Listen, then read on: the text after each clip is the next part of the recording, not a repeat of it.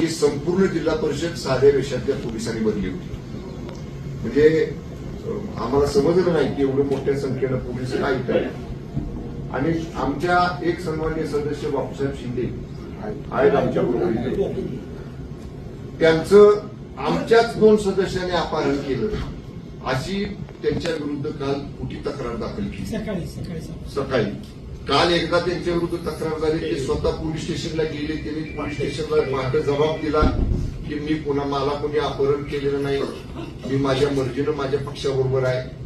ती स्टेटमेंट दिल्यानंतर दुसरा गुन्हा 6:15 वाजता दाखल केला आणि त्याच्यामध्ये आमच्या 4 राष्ट्रवादी काँग्रेस पक्षाचे 4 लोकांची नावं घातली. त्याच्यामध्ये 2 नावं आमच्या जिल्हा परिषद सदस्यांची होती, 2 नावं इतर होती. मांडवे, संदीप मांडवे आणि अनिल देसाई हे सदस्य जे आमच्याबरोबर इथनं सकाळी आम्ही गेलो. त्यांना आतमध्ये जाताना त्याच्या अगोदरचं सांगतो, कामेश कांबळे जे आमचे सदस्य होते त्यांना मी आणि मकरंद आबा आम्ही लिफ्टमधनं वर घेऊन जात असताना माननीय शिवेंद्रसिंह राजे भोसलेंनी त्यांना हरवलं. तो म्हटला मला बोलायचं नाही, मी आबांच्या दादांच्या बरोबर मी जाणार आहे, एवढं स्पष्ट त्या कामेश कांबळेने सांगितलं. तरी बाबांनी त्याला दम दिला. बाबांबरोबर ज्यांचा जिल्हा परिषदच्या निवडणुकीशी संबंध नाही अशी सातारचे नगराध्यक्ष मोहिते आणि एक फिरोज पठाण नावाचा त्यांचा कार्यकर्ता, त्या तिघांनी मिळून मी त्याला कवळा भरला होता. असं मी त्याला मिटिंग धरलं होतं कामेशला. माझ्या मिटिंगनं सोडवून त्याला उजव्या बाजूच्या वरांड्यामध्ये ओढत नेलं. तिथनं धरून मी आणि आम्हाने परत त्यांच्या मिटिंगनं सोडवून त्याला लिफ्टमध्ये आणलं. लिफ्टमधनं 4थ्या मजल्यावर आम्ही घेऊन गेलो. अगदी दरवाज्यातनं आतमध्ये आमच्या सगळ्या सदस्यांच्या बरोबर, तुम्हाला आमचे सदस्य सांगतील, आमच्या सगळ्या सदस्या बरोबर ते कामेश कांबळे जाऊन आमच्या सदस्यांच्या बाजूला बसले. दुसरे जे 2 सदस्य आमचे खाली होते त्यांना आणायसाठी आबावरच थांबले. शशिकांत शिंदे साहेबांनी आम्ही खाली आलो. तोपर्यंत शिंदे साहेबांना लोकांनी सांगितलं की बसमध्ये बसणाऱ्या सदस्यांना सुद्धा आत सोडत नाही, त्यांची बस सुद्धा बाहेरच उभा केलेली आहे दरवाज्यावरची. शशिकांत शिंदे साहेब तिकडे बसकडे गेले आणि जे 2 सदस्य खाली होते अनिल देसाई आणि संदीप मांडवे त्यांना घेऊन मी वर आलो. मी वर आल्यानंतर 4थ्या मजल्यावर गेल्यावर बाबा जसं सांगतायत 101 साध्या वेशातले पोलीस त्या लिफ्टच्या समोर उभे होते. त्यातनं सुद्धा लिफ्ट पोलीस त्यांना धरत होते आणि मी आमच्या 2 सदस्यांना घेऊन आबा आणि मी आम्ही दरवाजापर्यंत गेलो. दरवाजापाशी अक्षरशः पोलिसांनी असं दांडकी आडवी लावली, काट्या आडव्या लावल्या. आम्हाला पुढे जाऊ दिलं नाही. 25-30 पोलीस आम्हाला मागे ढकलत होते. हे आणि मी पुढे होतो. आमच्या दोघांच्या मध्ये ते सदस्य होते, आम्हाला मागे ढकलत होते. 10 पोलीस एका सदस्याला ओढत होते. 10 पोलीस साध्या वेशातले. तो मांडवे सदस्य आमचे ते सांगत होते अरे मंत्री आहेत 2, पण काही सुद्धा त्या पोलिसांवर परिणाम नाही. मला त्या झटापटीमध्ये मला इजा झाली, रक्त आलं माझ्या हाताला. काय लागलं मला त्या गडबडीत समजलं नाही. पण तरी सुद्धा दरवाजापर्यंत त्या संदीप मांडवेना आणि अनिल देसाईंना आम्ही नेलं. पण ज्यादा परत त्या सिव्हिल ड्रेसमधले पोलीस आले. म्हणजे तसं बघितलं तर आम्ही दोघं, नितीन काका होते, आम्ही शशिकांत शिंदे साहेब होते, आम्ही 5-25 पोलिसांना बाहेर पडलो. म्हणून त्यांनी ज्यादा बाहेरच्या बाजूला उभे असणाऱ्या पोलिसांना बोलवलं आणि त्याने आम्हाला ओढलं बाजूला आणि आमच्या तावडीतनं ते 2 सदस्य त्यांनी घेऊन पोलीस स्टेशनला गेले. म्हणजे जर तुम्हाला लोकशाही मार्गाने जर तुम्हाला सत्ता पाहिजे होती तर लोकांनी कौल तर 37 मतांना आमच्या बाजूने दिला होता ना.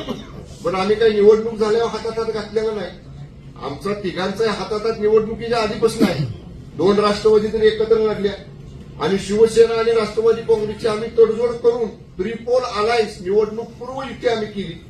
आमचे 37 सदस्य आपले निवडून आले. आमच्यातल्या 2 सदस्यांनी व्हीप मोडला, ह्यांच्यातल्या राष्ट्रवादीतल्या 2 सदस्यांनी व्हीप मोडला.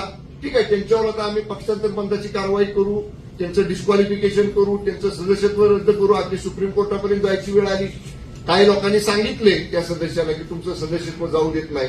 पण सगळंच काय आज जसं शासन त्यांचं मांडलिक झालं, पोलीस जसं त्यांचे घरगाड्यासारखं वागले भारतीय जनता पक्षाच्या, तसं न्याय देवता आम्हाला न्याय दिल्याचा विश्वास आहे ना. आम्ही इथं न्याय मागू, कोर्टामध्ये जाऊ, हायकोर्टात जाऊ, सुप्रीम कोर्टात जाऊ. पण ज्यांनी पक्षाचा आदेश मोडलाय त्यांच्यावर कारवाई करायचा आम्ही निश्चितपणे कोर्टाच्या न्यायालयाच्या माध्यमातून प्रयत्न करू. पण आज मला एकच तात्पर्य सांगायचं आहे, आम्ही तरी सुद्धा 33 सदस्य इथनं गेलो होतो. 33 मतं जर आम्हाला पडली असती आणि नेलेले सदस्य ते मतदान करायसाठी येत होते. म्हणजे तुम्ही लोकशाहीचा खून केलाय. लोकशाही मतदानापासून कुणालाही रोखत नाही, पण इथं मतदानाच्या दरवाज्यावर आलेला आपल्याला तर सगळ्यांना नियम माहिती आहे. 100 मीटर पांढरी लाईन उडलेली असते निवडणुकीच्या वेळी. त्या पांढऱ्या रेषेच्या आत 5:30 वाजायच्या आत जर आपण माणूस उभा केला तर रात्रीच्या 8 वाजेपर्यंत मतदान घेतात. ह्यांच्या 100 मीटर नाही, आज अधिकारी बसले ह्या दरवाजावर आम्ही नेऊन त्याला सोडले, तिथनं पोलिसांनी ओढून गेले. म्हणजे किती दादागिरी, किती मजुरी, किती सत्तेचा माज. आम्ही पण आहे ना त्या सरकारमध्ये मंत्री आहोत. मंत्र्याला जर जखम होती, दुसऱ्या मंत्र्याला जर तुम्ही त्यांना जर धक्काबुक्की करता, 2-2 मंत्र्यांना ओढता, म्हणजे तुम्हाला मंत्री असलेल्याचं सुद्धा तिथं समोर आपले त्याचं सुद्धा भान नाही. एवढे पोलीस मांडलिकत्व पत्करल्यासारखं भारतीय जनता पक्षाचे आज वागलेले आहेत. आम्ही आमच्या युतीच्या वतीनं या पोलिसांचा आणि जिल्हा प्रशासनाचा जाहीरपणानं धिक्कार करतो, निषेध करतो. आणि समारोप करताना मी एवढं सांगेन, या प्रकरणाची सुरुवात आज भारतीय जनता पक्षाने केलेली आहे, पण याचा शेवट राष्ट्रवादी काँग्रेस आणि शिवसेनेची युती. निश्चितपणे आम्ही जास्त बोलत नाही, पण आज तुम्ही बघितलं असेल माध्यमांनी सुद्धा, आम्ही बाहेर आलो, निवडून आलेल्या लोकांच्या अंगावर गुलाल होता, पण चेहऱ्यावर सुटकी काळा होती. आणि आमचे लोक पराभूत झाले होते, पण वाघासारखी ताट मान करून आमचे सगळे घोषणा देत होते शिवसेनेच्या आणि राष्ट्रवादी काँग्रेस पक्षाच्या विजयाच्या. हा मर्द शिवसैनिक आहे, हा मर्द राष्ट्रवादी काँग्रेसचा सैनिक आहे. त्यामुळे ठीक आहे, त्यांच्या हातात सत्ता, आमच्याही हातात 2.5 वर्ष शिंदेसाहेब मुख्यमंत्री होते ना, पण असं कधी असलं गलिच्छ राजकारण त्यांच्या नेतृत्वाखाली आम्ही पण मंत्री होतो. मी पण पालकमंत्री मागच्या वेळी आता आहे. अनेक निवडणुका झाल्या, मग का बरं आता बोलायचं नाही मला. हे विरोधात उभे होते आणि भाजपचा उमेदवार 2024च्या निवडणुकीला उभा होता. माझ्या मागल्यात आबांच्या माझ्या कशा नीत्या केल्या, नाहीतर काय निकाल लागला असता 2024च्या विधान लोकसभेचा ते कळलं असतं ना. ते विसरला तुम्ही. ज्या किती मतांनी निवडून आली भाजपची सीट लोकसभेला, 34,000. मग गावाल्यानं आम्ही रात्री 10 नुसते फोन केले, 10 मी 10 फोन केले असते, चित्र वेगळं दिसलं असतं. पण आम्ही आमच्या नेत्यांचा, आम्ही महायुतीचा धर्म पाळला. पण त्याची अशी जर परतफेड भारतीय जनता पक्षाकडनं होणार असेल तर हे पूर्णपणे चुकीचं आहे. मगाशी सांगितलंय, मी उद्या दिवस मतदारसंघात आहे. रविवारी मुंबईला गेल्यावर माझ्या पक्षाचे मुख्य नेते, राज्याचे उपमुख्यमंत्री आदरणीय एकनाथजी शिंदे साहेबांच्या कानावर सगळा इतके वृत्तांत घालेल. आवाज सुद्धा मान्य सुनेत्रा वहिनी साहेबांच्या कानावर हा इतके वृत्तांत घालतील.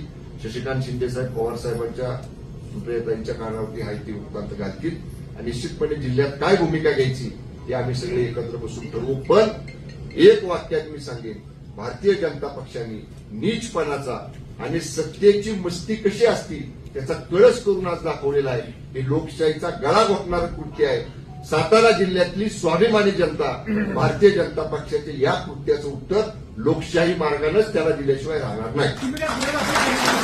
प्रश्न नंतर विचारा, आधी ह्यांचं उद्या मग आम्हाला प्रश्न. आता आम्हा बोलतील.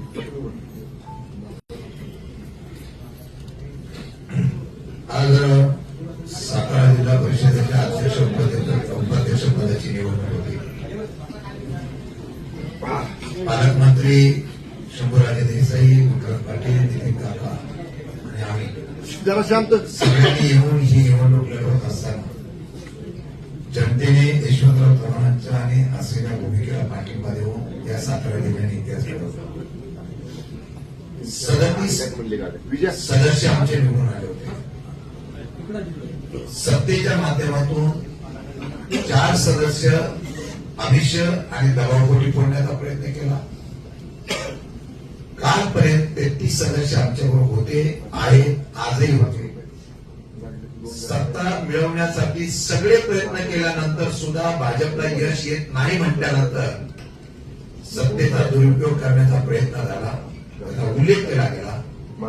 ज्या सदस्याचा अपहार झाला सांगतात तेच सदस्य आमच्यावर मतदानाला आले आणि त्यांच्यावर गुन्हा दाखल केला ते त्यांच्याबरोबर होते. पोलिसांनी कुठला गुन्हा दाखल केला मला माहित नाही, पण नितीन काकांनी काल जाऊन वाईमध्ये त्या असलेल्या शिंदे साहेबांनी त्या ठिकाणी प्रत्यक्ष सांगितले मला कुठल्याही प्रकारचं अपहरण झालं नाही. काल जेव्हा ते महाबळेश्वरला तक्रार करायला गेले, सांगायला गेले, तेव्हा त्यांना सांगितलं इथं तुमची निवेदन घेणार नाही, तुम्हाला वाईला जावं लागेल. आणि आज या सभागृहामधून ज्या वेळेला 2 सदस्यांना घेऊन जातात ते महाबळेश्वरला नेत आहेत. कारण महाबळेश्वरून परत यायला त्यांना भेटू नये अशा प्रकारचं पोलीस यंत्रणेने जे काम केलेलं आहे. ही निवडणूक भारतीय जनता पार्टी लोकशाहीने जिंकलेली नाही. ही निवडणूक प्रशासनाचा, बळाचा आणि पोलीस यंत्रणेचा वापर करून केलेली आहे. कुठल्या नियमामध्ये बसतो?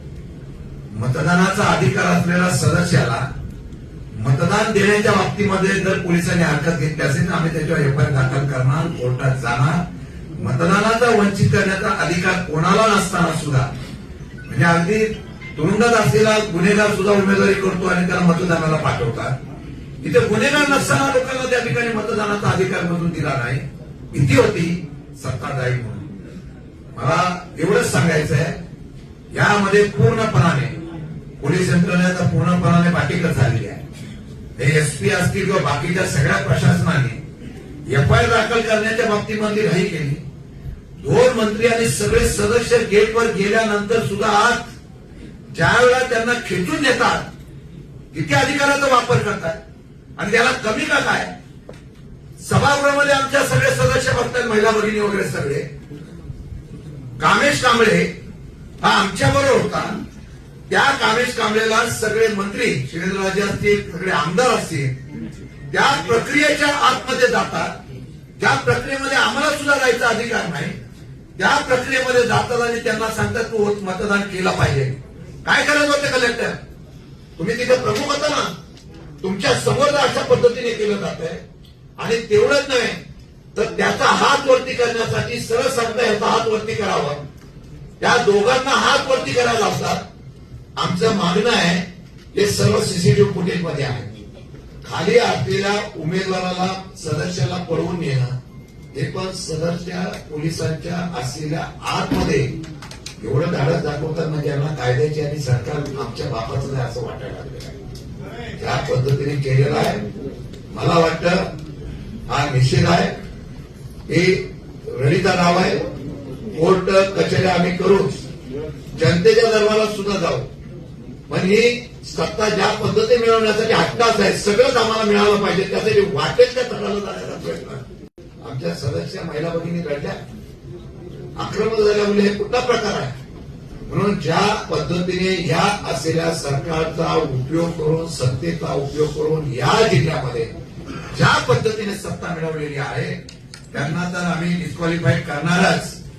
पण ही सत्ता उलटवण्यासाठी आम्ही संपूर्ण ताकद लावणार आणि वेळ पडली तर न्याय मिळाला नाही तर हे प्रशासन असंच जर चालणार असेल त्या प्रशासनाच्या विरोधात सुद्धा रस्त्यावर उतरावं लागेल हा इशारा आम्ही देतोय. आणि मला वाटतं की आज जनता आमच्या बरोबर आहे, कार्यकर्ते आमच्या बरोबर आहे आणि मला खात्री आहे की जिल्हा परिषदेचा अध्यक्ष, उपाध्यक्ष हा आमच्या आघाडीचाच झाला असता हे त्रिवार सत्य होतं. पण रडीने हा डाव खेळण्याचा प्रयत्न केलेला आहे त्याचा आम्ही निषेध करतोय. परंतु पोलीस यंत्रणेने आम्ही पोलिसांवर सुद्धा एफआयआर दाखल करणार आहे. पोलिसांवर सुद्धा कोर्टात केस दाखल करणार आहे. पोलिसांवर पण करणार, जिल्हाधिकाऱ्यावर पण करणार केस दाखल. तुम्ही ज्या पद्धतीने चुकीच्या पद्धतीने आणि आमची मागणी आहे जे सीसीटीव्ही फुटेज आम्हाला मिळालं पाहिजे जिल्हाधिकाऱ्याच्या निवडणूक प्रक्रियेला आणि त्याचबरोबर जिल्हा परिषदेच्या प्रिमाइस मध्ये सर्व सीसीटीव्ही फुटेज मिळाले पाहिजे अशी आमची मागणी आहे. आणि तशा प्रकारचे सगळे पुरावे घेऊन आम्ही कोर्टामध्ये लढाई तर जिंकू पण रस्त्यावर सुद्धा जिंकू एवढा इशारा आम्ही देतो. आणि मला मगाशी एक सांगायचं राहिलं, शिंदे साहेब जसं म्हणले तसं पोलिसांच्या बळाचा मी वारंवार मगाशी माझं मनोबल सांगताना उल्लेख केलाय. पोलीस त्यांचे मी म्हटलं तसं घरगाड्यासारखे वागलेले आहेत आणि या पोलिसांचे प्रमुख या जिल्ह्याचे जे पोलीस अधीक्षक आहेत तुषार दोशी यांना तात्काळ निलंबित करावं अशी सुद्धा मागणी आणि या ठिकाणी आज 2 मंत्री आम्ही या ठिकाणी करतोय. मंत्रिमंडळाच्या बैठकीमध्ये सुद्धा हा विषय आम्ही मंत्रिमंडळासमोर नक्की मांडू. पण लोकांच्या वतीनं, जिल्ह्याच्या वतीनं, जिल्ह्यातल्या या राष्ट्रवादी काँग्रेस पक्ष, शिवसेना युतीच्या वतीनं पोलीस अधीक्षक तुषार दोशींना तात्काळ निलंबित करावं ही आमच्या आज या आमच्या युतीची या ठिकाणी मागणी आहे. जरा ऐका. सातारा जिल्हा परिषदेच्या अध्यक्षपदाची आणि उपाध्यक्षपदाची जी निवडणूक पार पडली, अरे जरा अपसात बोलू नका ना.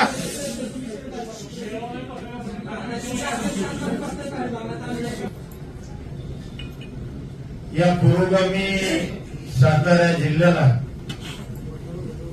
किंबहुना जो जिल्हा कैलासवासी चव्हाण साहेबांचा जिल्हा म्हणून ओळखला जातो, या जिल्ह्याच्या दृष्टीनं एक अतिशय काळाकुट्ट दिवस आहे असं म्हणलं तर काही वावगं होणार नाही. खरं तर या जिल्ह्यानं राज्याला नेतृत्व दिलं, देशाला नेतृत्व दिलं आणि दुर्दैवानं आज या जिल्ह्यामध्ये अशा पद्धतीनं आसुरी सत्ता मिळवण्याचा जो प्रयत्न झाला, हा जिल्ह्याच्या राजकीय जो इतिहास आहे या इतिहासाच्या दृष्टीनं अतिशय घृणास्पद प्रकारे असं म्हणलं तर काही वावगं होणार नाही. खरं तर या जिल्ह्यामध्ये अनेक राजकीय संघर्ष झाले, अनेक पक्ष पूर्वी होते, आज जसे तसे पूर्वी होते. अनेक दिग्गज मंडळी या जिल्ह्यामध्ये त्यांनी नेतृत्व केलं, या जिल्ह्याला विकासात्मक दिशा देण्याचं काम केलं. त्याच सातारा जिल्ह्यामध्ये दुर्दैवानं जे याच्यापूर्वी कधीही घडलं नाही, कधीही नाही, म्हणजे तुम्हालाही पत्रकारांना कल्पना आहे की अशी घटना याच्यापूर्वी या जिल्ह्यामध्ये कदापिही घडली नाही. ती घटना आज सातारा जिल्ह्यामध्ये भारतीय जनता पार्टीनं जे राजकारण आज या ठिकाणी केलं, त्यामुळे या जिल्ह्याची मान शर्मेनं खाली गेली असं म्हणलं तर वावगं होणार. खरं तर आमची मेजॉरिटी होती. लोकशाहीमध्ये मेजॉरिटीला महत्व असतं आणि दुर्दैवानं आज मेजॉरिटीचा विचार न होता पोलीस बळाचा, प्रशासनाचा प्रचंड वापर करून, म्हणजे मगाशी म्हणल्याप्रमाणे आम्ही राज्याचे दोघं मंत्री आहोत, खासदार आहेत, आमदार आहेत, आम्ही एवढी मंडळी जबाबदार तिथं असताना सुद्धा प्रशासनानं आमच्या सारख्यांवर दाळगावा करावा, याच्यासारखं दुर्दैव असूच शकत नाही. यासाठी काय केलं पाहिजे आपण? यासाठी म्हणजे आजची ही घटना माझ्या माहितीप्रमाणे किंवा मला जे वाटतं, या जिल्ह्यातल्या सर्वसामान्य माणसाला ही घटना बिलकुल आवडणार नाही. या जिल्ह्यातला प्रत्येक माणूस आजच्या या निवडीचा निषेध करेल अशा पद्धतीचं कार्य आज या मंडळींनी त्या ठिकाणी केलं. म्हणजे मेजॉरिटी आमची असताना खोटे नाटे गुन्हे दाखल केले. बर मला सांगा, ज्या व्यक्ती अबस्कॉन्डिंग आहे म्हणले, ती व्यक्ती पोलीस स्टेशनला जाऊन सांगते समक्ष इन कॅमेरा, स्वतःच्या लेखी हातानं निवेदन लिहिते, देते. ही घटना पहाटे 5:30 आणि पुन्हा 6:15 त्याच पद्धतीचा दुसरा गुन्हा हा दाखल केला जातो आणि तो अपहरण करून खून करणे अशा पद्धतीचा गुन्हा हा दाखल केला गेला. आणि जे आमचे सदस्य होते त्या सदस्यांना मतदानापासून जाणीवपूर्वक प्रशासनाला आणि पोलिसी बळाचा वापर करून आमच्या लोकांना मतदान करू दिलं नाही. हा लोकशाहीचा घडा घोटण्याचा प्रकार ते आज या जिल्ह्यामध्ये घडलं. आणि मला खात्री आहे, हा जिल्हा, या जिल्ह्यानं देशाला स्वातंत्र्य मिळण्याकरता योगदान दिले. म्हणजे स्वातंत्र्यपूर्व काळामध्ये सुद्धा या जिल्ह्यातल्या अनेकांनी बलिदान दिलं. आणि या राज्याचं सुद्धा नवमहाराष्ट्र निर्माण करण्याकरता सुद्धा या जिल्ह्यातल्या नेत्यांनी फार मोठं योगदान दिलेलं आहे. आणि अशा जिल्ह्यामध्ये हा प्रकार घडला.